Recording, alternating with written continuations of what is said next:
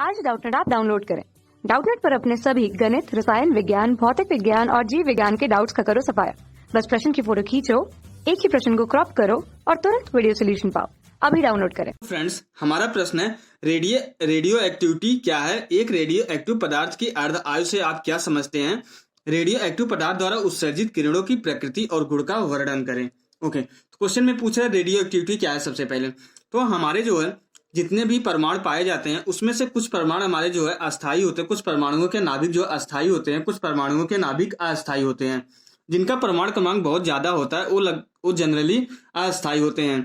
तो जो हमारा अस्थायी नाभिक होता है, अगर वो क्या करता है, हमें ये पता कि कोई भी चीज होती है, कोई भी पदार्थ होता है, कुछ भी जो है अपने अस्थायी में नहीं होता है। उसकी टेंडेंसी होती है कि वो अपने अस्थायी स्थिति में पहुंचे, चाहे कोई पदार्थ हो या कुछ भी हो, वो हमेशा अपने अस्थायी स्थिति में पहुंचने की कोशिश करता है। तो जो हमारा अस्थायी नाभिक है वो भी हमारा अस्थायी नाभिक की ओर जाने की कोशिश करता है, अस्थायी नाभिक में परिवर्तित होने की कोशिश करता है।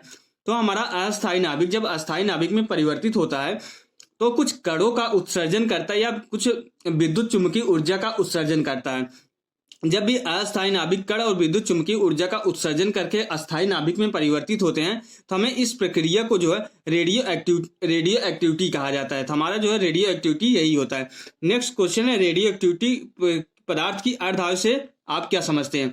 अब हमें क्या बताना है कि रेडियो एक्टिव पदार्थ की अर्धआयु क्या होती है। तो हमारे जो रेडियो एक्टिव पदार्थ होते हैं उनकी अर्धआयु क्या होती है?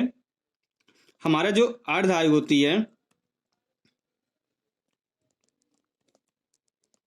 अर्धआयु होती है हमारा वह समय होता है, यहाँ पे टी अर्धआयु को जो है टी हाफ से डिनोट करते हैं। अर्धआयु वह समय होता है जब हमें यहाँ पे प्रारंभ में पदार्थ के अगर नाभिक की संख्या जो है n है, तो अर्धआयु वह समय होता है जिसमें हमारी नाभिक की संख्या जो है n से जो है n/2 हो जाए। मीन्स पहले n थी, n/2 जो है n/2 से n/2 डीके होके क्षयित होके n/2 से जो है n/2 बचे। यहाँ पर अगर n/2 था तो नाभिक जो है n/2 तक क्षयित हो गया। अब यहाँ पे जो अस्थायी नाभिक प्राप्त होता है वो सिर्फ n/2 होता है। तो हमारा जो है अर्धआयु यही होता है कि कोई भी नाभिक जो है जितने समय में अपने आधे नाभिक को जो है क्षयित कर देता है, वही हमारा समय जो है अर्धआयु होता है। मीन्स अगर प्रारंभ में नाभिकों की संख्या n है तो अर्धआयु के बाद टी हाफ के बाद नाभिक की जो उपस्थित संख्या होगी उस पदार्थ में n/2 हो जाएगी। यही हमारा अर्धआयु होता है। ओके, अब इसके बाद नेक्स्ट क्वेश्चन है कि रेडियो एक्टिविटी पदार्थ द्वारा उत्सर्जित किरणों की प्रकृति और गुण का वर्णन करें। यहाँ पे जो कण उत्सर्जित करते हैं अस्थायी नाभिक, वो कौन कौन से कण उत्सर्जित करते हैं? हमारे ये कण हो सकता है, एक अल्फा कण हो सकता है, अल्फा कण का उत्सर्जन करता है रेडियो एक्टिव पदार्थ। बीटा कण का उत्सर्जन करते हैं, गामा कण का उत्सर्जन करते हैं। इसके बाद जो है न्यूट्रॉन का भी उत्सर्जन करते हैं, गामा कण का उत्सर्जन करते हैं और ये जो है न्यूट्रॉन का भी उत्सर्जन करते हैं। तो हमें क्वेश्चन में क्या पूछा है, इनके जो है प्रकृति और गुण का वर्णन करता है। प्रकृति मतलब अगर प्रकृति का बोलने का ये मतलब है कि इनका नेचर क्या है, ये आवेशित है, अनावेशित है, अगर आवेशित है तो किस प्रकार का आवेश है, और इनकी प्रॉपर्टी गुण क्या है। ओके, तो इसमें 1 by 1 की बात करेंगे। सबसे पहले हम बात करते हैं अल्फा कण की। तो हमारा जो अल्फा कण होता है, ये अल्फा कण को जो है हीलियम परमाणु का जो है नाभिक बोला जाता है। ये हीलियम परमाणु का नाभिक बोला जाता है। और अल्फा कण पे जो आवेश होता है जो है +2 होता है, +2 आवेश, क्योंकि इसमें जो है 2 प्रोटॉन एंड 2 न्यूट्रॉन पाए जाते हैं। तो अगर 2 प्रोटॉन है तो प्रोटॉन पे जो है +E का चार्ज होता है, एक प्रोटॉन पे 2 प्रोटॉन पे +2E का चार्ज होगा। यहाँ पे इलेक्ट्रॉन जो है इलेक्ट्रॉन E की वैल्यू 1.6 × 10⁻⁻19 कूलाम होती है। तो जो हमारा अल्फा कण है वो हीलियम परमाणु का नाभिक होता है जिसपे +2E का धनावेश होता है, ये धनावेश होता है हमारा।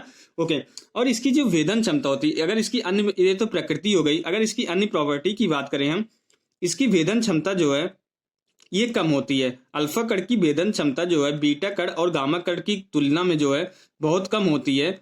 लेकिन इसकी जो आयनन क्षमता होती है, आयनन क्षमता इसकी सर्वाधिक होती है। इन दोनों बीटा और गामा कणों से जो है अधिक आयनन क्षमता होती है, इसकी सबसे ज्यादा आयनन क्षमता होती है, क्योंकि यहाँ पे +2 का E का चार्ज पाया जाता है, आवेश पाया जाता है।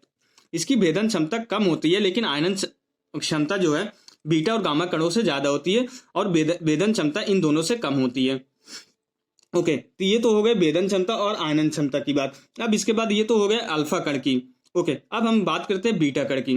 ओके, अब बीटा कण हमारा क्या होता है, बीटा कण हमारा होता है इलेक्ट्रॉन को ही हम बीटा कण बोलते हैं। ओके, बीटा कण हमारा जो है ये बीटा कण इलेक्ट्रॉन निगेटिव हो सकता है या जो है ये इलेक्ट्रॉन पॉजिटिव हो सकता है। ओके, तो यहाँ पे ई माइनस हो सकता है या ई प्लस हो सकता है, ये इसको हम इलेक्ट्रॉन बोलते हैं। ये हमारा जो इलेक्ट्रॉन होता है इलेक्ट्रॉन, और जो अगर प्लस ई वाला जो अगर उत्सर्जित होता है इसको हम पॉजिट्रॉन बोलते हैं, इसको हम पॉजिट्रॉन बोलते हैं। ये हमारा इलेक्ट्रॉन होता है, ये प्रोटॉन होता है, बीटा कण दोनों हो सकते हैं। ये जो है निगेटिव चार्ज होता है और ये जो है पॉजिटिव चार्ज होता है, मीन्स ये ऋणावेश होता है और ये धनावेश होता है। ओके, लेकिन इसकी जो बीटा कण होती है इसकी जो भेदन क्षमता होती है, बीटा कण की भेदन क्षमता जो है अल्फा कण से ज्यादा होती है।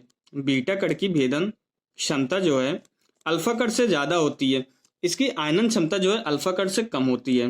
भेदन क्षमता अल्फा कण से ज्यादा होती है, आयनन क्षमता जो है अल्फा कण से कम होती है। ओके, अब इसके बाद अगला आता है हमारा जो है गामा कण। ओके, तो गामा कण की बात अब करते हैं। गामा कण पे जो है ये जो है गामा कण एक तरीके से जो है विद्युत चुंबकीय विकिरण होता है। हमारा ये जो गामा कण जो है ये विद्युत चुंबकीय विकिरण होता है। इस पे जो है कोई भी आवेश नहीं पाया जाता। एक तरीके से जो है ये क्या होती है, ये किसके रूप में निकलती है, हमारी रेडियो तरंगे होती हैं। ये रेडियो तरंगे हो सकती है, या ये जो प्रकाश के रूप में निकल सकता है, या फिर ये जो है एक्स किरणें हो सकती है। तो हमारा गामा जो है इन तीनों के रूप में निकल सकती है, या तो एक्स किरणें हो सकती है, या प्रकाश हो सकता है, या रेडियो तरंगे होती है, विद्युत चुंबकीय विकिरण होती है। ओके, तो गामा कण ये होता है, इस पे जो है कोई आवेश नहीं होता है, और इसकी जो भेदन क्षमता होती है, इसकी जो भेदन क्षमता होती है, ये भेदन क्षमता इसकी जो है सर्वाधिक होती है। इसकी बीटा कण और अल्फा कण से भी ज्यादा इसकी भेदन क्षमता होती है।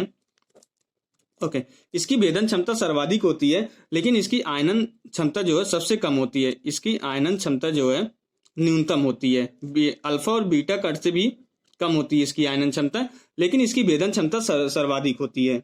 ओके, अब इसके बाद आता है हमारा अगला कण आता है न्यूट्रॉन आता है।